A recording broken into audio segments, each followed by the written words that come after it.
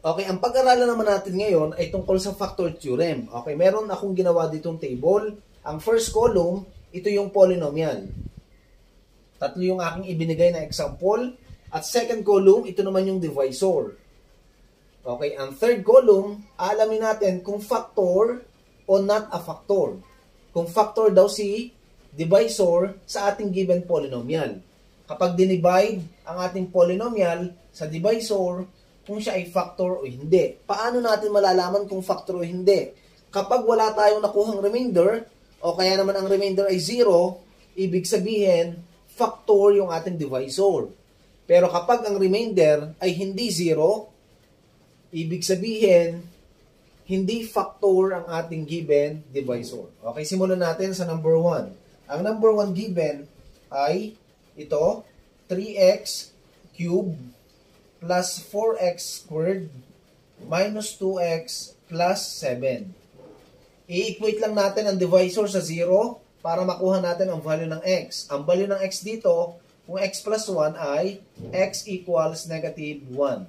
Dito naman, x equals negative 3. Sa pangatlo, x equals positive 1. Okay? Gawin natin sa number 1. Ang divisor natin ay x plus 1. Factor nga ba ang x plus 1 sa polynomial natin? Tingnan natin. Equate lang natin ang x equals negative 1. Substitute na lang natin. Okay, substitute na lang natin. 3 times para makuha natin ang remainder. Okay. 3 times ang value ng x ay negative 1. Cube plus 4 times negative 1 squared minus 2 times negative 1 plus 7. Remainder. Okay, 3 times negative 1 cube is negative 1. 4 times negative 1 is, positive 4. Negative 1 squared is positive 1. Negative 2 times negative 1 is positive 2 plus 7. Remainder equals 3 times negative 1, negative 3. 4 times 1 is positive 4. 2 plus 7 is positive 9. Our remainder is negative 3 plus 4 is positive 1. 1 plus 9 is 10. Therefore, ang remainder natin dito ay 10. Kapag hindi nga 0 ang ating remainder, ibig sabihin ito ay hindi factor. Not a factor. Meaning to say, x plus 1 as our divisor is not a factor of 3x cubed plus 4x squared minus 2x plus 7. Hindi siya factor.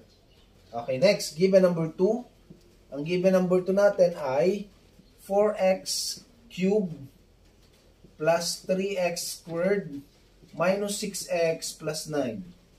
Substitute na lang natin ang value ng x natin sa pangalawa. Galing sa ating divisor ay negative 3. Yung x ay papalitan lang natin ng negative 3. Okay, para makuha natin ang remainder.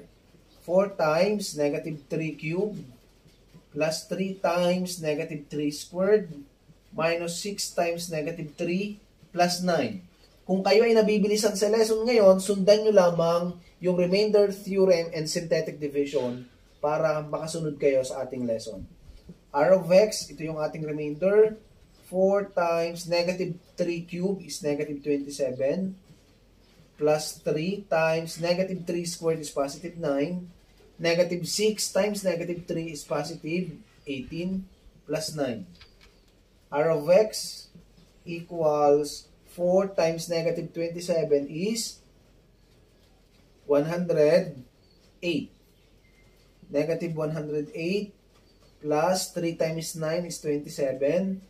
Plus 18 plus 9 is 27.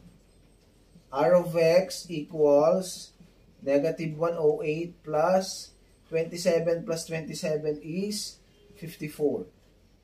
And then R of x or remainder is negative 54.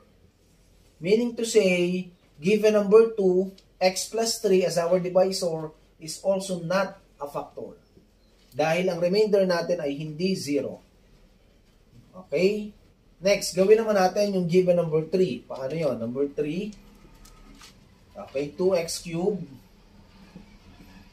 2x cubed plus 6x squared plus 4x minus 12. Okay, ang ating x dito ay positive 1. R of x, para makuha natin ang remainder, 2 times 1 cube plus 6 times 1 squared plus 4 times 1 minus 12. Okay, R of x equals 2 times 1 plus 6 times 1 plus 4 minus 12. R of x equals 2 plus 6 plus 4 minus 12. R of x equals 12 minus 12. R of x equals 0.